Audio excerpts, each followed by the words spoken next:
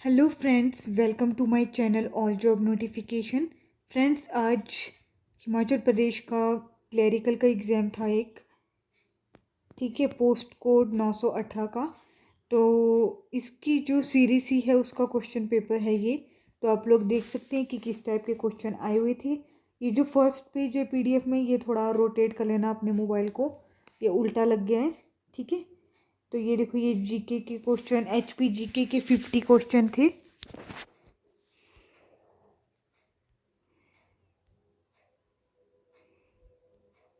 50 question. और क्या कहते हैं, करंट अफेयर के भी थे, 10 कर क्वेश्चन थे। ठीक है, और बाकी 59 के बाद थे आपके रीजनिंग के क्वेश्चन। तो देखो, जैसे यहाँ पे लिखा हुआ है MO is related to PR, तो बीडी किससे रिलेटेड होगा। तो देखो, आपको प्लेस वैल्यू पता होनी चाहिए कि एम 30 नंबर पे होता है, ओ 50 नंबर पे होता है, A B C D E up to Z. ठीक है, और उसके बाद देखो पी का क्या होता है, 16 होता है, आर का 18 होता है। तो M O related to P R. तो देखो, एम है, बीच में एन होगा, मतलब ए का गैप है, फिर ओ है, फिर ओ के बाद डायरेक्ट पी है, फिर पी के बाद ए का गैप है, मतलब क्यू को छोड़ के, फिर आर है, फिर आर के बाद क्या आता है, एस,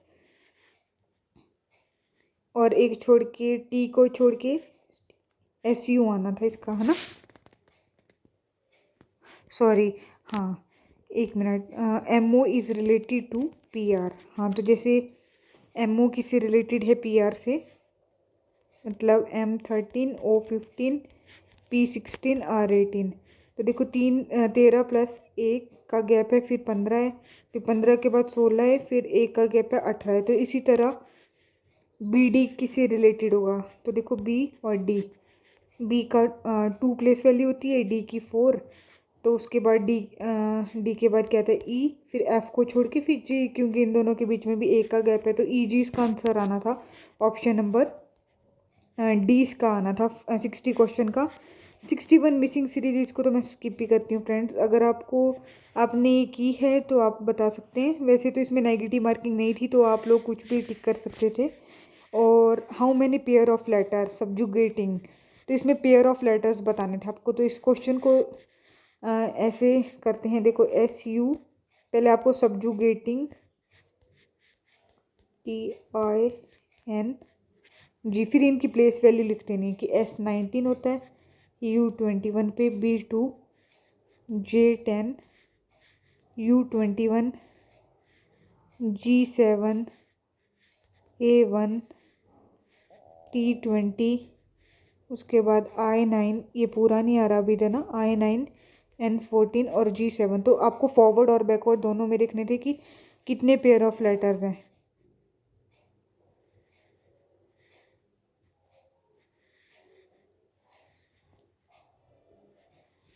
ठीक है, देखो 19 20। तो पहले आपको लेफ़्ट टू राइट चलना है। अब पेयर कैसे बनाते हैं, जैसे 1 2 है तो ये 1 पेयर बन गया। अगर 1 2 3 है तो 1 का 2 के साथ, फिर 1 1 2 3, फिर मतलब 2 पेयर बन गए, फिर 2 और 3 थर्ड पेयर, तो 3 पेयर बनेंगे इसके। ठीक है, 1 2 2 3, फिर 1 3। ठीक है, तो इस तरह से पेयर बनाते हैं इसमें। तो देखो, यहाँ पे 19 के बाद 20 आना चाहिए था, नहीं है, 19 20 21। तो ये एक पेयर बन गया, है ना। नहीं, एक पेयर नहीं, सॉरी, ये 10 है आगे। तो 19 20 21, आगे 22 तो है नहीं, नहीं है। तो फिर 21 के बाद भी 22 नहीं दिख रहा आपको, फिर 2 है, ये 2 3 4 5 6 7 8 9 10 नहीं है। उसके बाद 10 11 12 13 14 15 16 17 नहीं है। मतलब आपको हर नंबर को देख के चलना है। 21 के बाद तो आगे कोई नंबर है ही नहीं, तो इसका तो देखना ही नहीं है पेड़। ठीक है, 7 8 9 10 11 12 ये भी नहीं है, 1 2 3 4 5 ये भी नहीं है, फिर 20 के बाद भी नहीं है, फिर 9 के बाद भी नहीं है, आगे कोई नंबर 14 के बाद भी नहीं है। अब बैकवर्ड डायरेक्शन में देखना है, 7 8 9।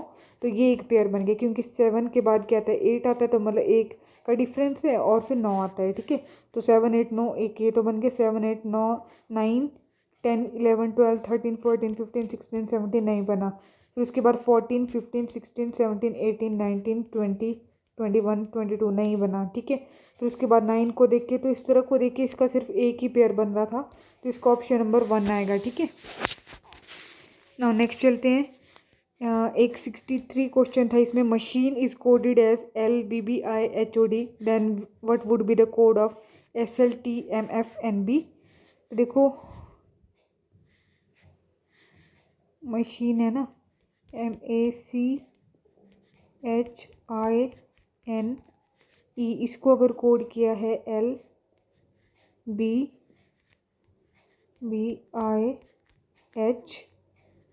तो पहले आपको प्लेस वैल्यू लिखनी है। M13 पे होता है A1, C3H8, I9 होता है, N14 होता है, E5 होता है, L का 12 होता है, प्लेस वैल्यू B का 2, B का 2, I का 9, H का 8, O का 15 और D का 4। तो देखो 13 से 12 हो रहा है, मतलब -1 हो रहा है।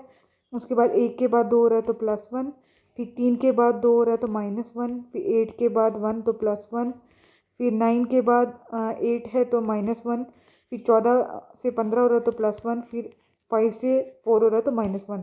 तो पैटर्न क्या हो रहा है, -1 +1 -1 +1। तो यही पैटर्न आपको दूसरे में लगाना है, ठीक है। तो आपका इसका आंसर आ जाएगा RMSNEOA। करके देखना है इसको ट्राई, ठीक है।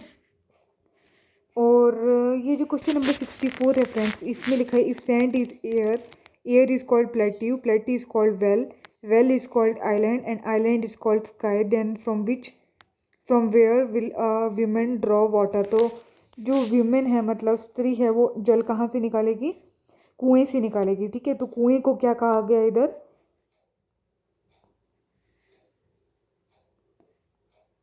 Plateau is called island, plateau is called well, तो प्लेट्यू को वेल कहा जा रहा है, तो इसका आंसर होगा वेल, ठीक है। वेल या आइलैंड, इन दोनों में से मेरे को डाउट हो रहा है, पर मैंने वेल टिक किया, आप बताना इसका क्या हुआ, ठीक है। और क्वेश्चन नंबर 65 ये डायरेक्शन का क्वेश्चन है। राखी स्टार्ट फ्रॉम पॉइंट क्यू, तो देखो यहाँ पे पॉइंट क्यू ले लेते हैं, क्यू से स्टार्ट किया उसने, मूव्स 25 मीटर साउथवर्ड, मतलब 25 मीटर साउथ में गई वो। उसके बाद इसमें आपको एरो बनाना है, तो एरो से आपको ईजी हो जाता है, ठीक है। देन शी टर्न्स लेफ्ट, तो लेफ्ट आपका, इसका लेफ्ट अपने आप को कंसिडर करना है कि आप अगर इस तरफ को फेस कर रहे हैं साउथ में, तो आपका लेफ्ट इधर होगा, तो लेफ्ट मुड़ती है, फिर 30 मीटर जाती है, and then she turn right जाती है 15 मीटर, फिर उसके बाद एंड स्टॉप करती है एट पॉइंट पी पे। तो what is the distance of P और क्यू का क्या डिस्टेंस होगा, तो ये ऐसे बनेगा। तो देखो 25 और ये कितना था 15, तो 20 और 30 कितना होगा 40, तो 40 का स्क्वायर, पाइथागोरस थ्योरम निकालनी है, hypotenuse square equal to base square plus perpendicular square, तो 40 का स्क्वायर प्लस ये वाला डिस्टेंस 30 है, तो 30 का स्क्वायर 900, तो कितना 2500 आ जाएगा, तो इसका स्क्वायर रूट कितना आ जाएगा 50, तो 50 मीटर आ जाएगा। और and which direction is she facing with respect to Q, और क्यू से वो कौन से डायरेक्शन में फेस कर रही है। तो जब भी डायरेक्शन में लेना है तो उसको ऐसे करके है, तो ये क्या होता है हमारा ईस्ट होता है, ये वेस्ट होता है, ये नॉर्थ होता है, ये साउथ है, तो क्यू से इस डायरेक्शन में मतलब साउथ ईस्ट में है, तो 50 मीटर साउथ ईस्ट इसका आना था ऑप्शन नंबर बी, ठीक है। अब है if the day before yesterday was Thursday then when will be Sunday, ठीक है। तो देखो डे बिफोर यस्टरडे, यदि बीते कल के पहले वाला दिन, मतलब बीते कल मतलब यस्टरडे हुआ, यस्टरडे को अगर थर्सडे, यस्टरडे से जो पहले वाला दिन है वो थर्सडे है, तो अगर वो थर्सडे है तो पीछे वाला दिन हुआ फ्राइडे और आज होगा सैटरडे, ठीक है। फ्राइडे तो थर्सडे फिर फ्राइडे, आज होगा सैटरडे, कल होगा सैटरडे ना, थर्सडे फ्राइडे सैटरडे संडे होगा टुमारो को, ठीक है। तो ऑप्शन सी इसका आंसर आएगा।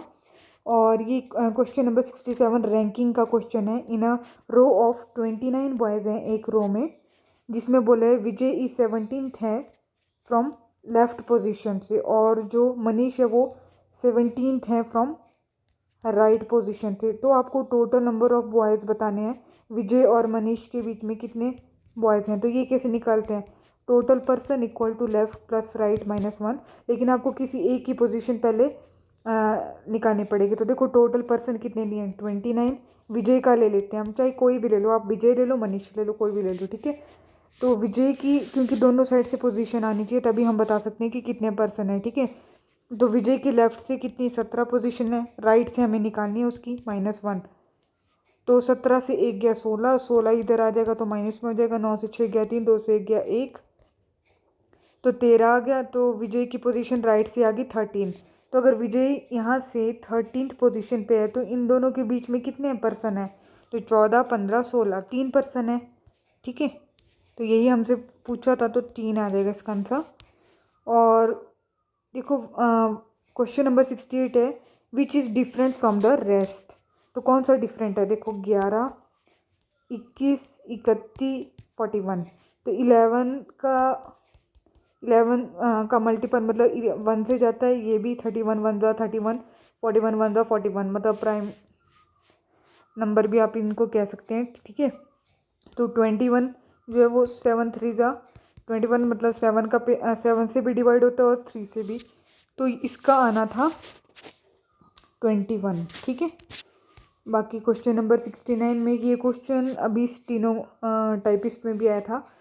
तो इसमें दिया है January 1, 1992 को अगर वेडनेसडे है तो what day of the week will it be on January 1, 1993 को क्या हुआ। इतना सारा टाइम था पेपर में, क्योंकि क्या हुआ कि पहले एक तो वॉच नहीं लेगी थी मैं, और ये टेस्ट तो मैंने ऐसे ही भरा था जस्ट, मतलब क्योंकि गर्ल्स के लिए आपको पता ही है कि फ्री होता है, ठीक है। तो एक्सपीरियंस के लिए ऐसे ही भर दिया था। तो फिर मैम ने कहा कि अभी तो पता नहीं कौन से टीचर ने कहा कि अभी 5 मिनट लेफ्ट हैं, और मुझे लगा कि अभी तो इतने ज़्यादा क्वेश्चन है, 20 क्वेश्चन थे अभी लिखने को 150। तो मैंने फटाफट से किया उसको, और आधा घंटा पहले कंप्लीट हो गया था। तो इसीलिए वॉच ज़रूर लेके जाइए इस टाइप के जो स्टेट लेवल के एग्ज़ाम होते हैं, क्योंकि इसमें काफ़ी ज़्यादा मतलब आपको दिक्कत नहीं होगी, नहीं तो कि बार बार पूछना भी ठीक नहीं लगता है ना। और बाकी इंग्लिश का है ये वाला आप क्वेश्चन बताना फ्रेंड्स। मैंने तो इसको ऐसे ही गैस वर्क किया, तो डी इसका किया मैंने संडे, क्योंकि टाइम था। तो हाँ, गैस वर्क नहीं, टाइम था तो मैंने काउंट करके कर लिया इसको। और बाकी इंग्लिश के हैं, इसमें choose the correctly spelled word. तो इसका आना था स्ट्रिंजेंट का STRINGENT। ऑस्ट्रेसाइज का आई थिंक 1 होना था। फिकल का मैंने C किया है। इनको मैं बताती हूँ आपको, ठीक है। और डिस्टिंक्शन का D आना था, ठीक है। बाकी इनको अभी बताते हैं क्या क्या मैंने टिक किए हैं, करेक्ट कौन सा है, ठीक है। बाकी देखो मुहावरे भी बड़े वो आए हुए थे, चोली दामन का साथ। मैंने पहली बार मुहावरा सुना, पक्का साथ होता है शायद, पता नहीं, आई डोंट नो, पर मैंने यही टिक किया है। उसके बाद कंप्यूटर के क्वेश्चन थे फ्रेंड्स, इनको भी मैं बताऊंगी अभी डिटेल में, ठीक है। अभी ज़रा टी ब्रेक हो गया है तो इसको मैं बताती हूँ अभी थोड़ी देर में वीडियो बना के। तो आप लोग बताइएगा फ्रेंड्स, जिन्होंने इस पेपर की तैयारी की थी, कितने कितने आपने, मतलब कैसा रहा आपका एक्सपीरियंस आज का। तो ये PDF मैं आपको शेयर कर दूंगी लिंक, जिन लोगों ने नहीं दिया है। बहुत कम बच्चे आए हुए थे, तो जिन्होंने नहीं दिया है और वो देखना चाहते हैं कि किस तरह के HP GK में, HP क्लर्क में पूछा जाता है पैटर्न, तो आप लोग देख सकते हैं, इनके क्वेश्चन से आइडिया लगा सकते हैं। फाइनेंशियल के भी यहाँ पे 4-5 क्वेश्चन आए हुए थे, RBI SEBI वगैरह के, ठीक है।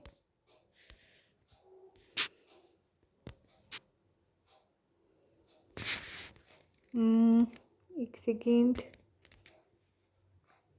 देखो ये क्वेश्चन बहुत बार आता है, बिजली महादेव कहाँ है, कुल्लू में। कुछ कुछ क्वेश्चन इसमें बहुत इजी थे, जैसे 84 टेम्पल का स्थान किसे कहते हैं, तो भरमौर को कहते हैं, है ना। कांगड़ा फोर्ट आई थिंक संसार चंद्र ने बनाया है। और गिर फॉरेस्ट कहाँ होते हैं, गुजरात में है ना, गुजरात में।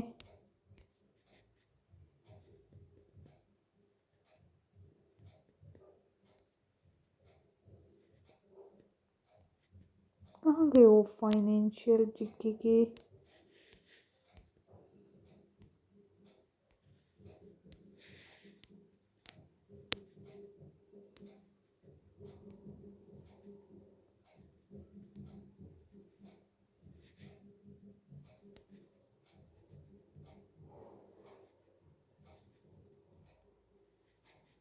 पता नहीं, कहीं तो थे, बाकी कंप्यूटर के भी आए हुए थे इसमें। तो ये था फ्रेंड्स ओवरऑल जो क्वेश्चन पेपर है HP क्लर्क का, पोस्ट कोड 918। तो आप लोग बता सकते हैं आपका पेपर कैसा रहा, और किसी भी क्वेश्चन में आपको डाउट आप पूछ सकते हैं। जीके की तो वैसे भी ऑलमोस्ट आपको मिल जाएंगे, और इसकी आंसर की भी आ जाएगी, है ना। तो आप लोग वहाँ से चेक कर सकते हैं।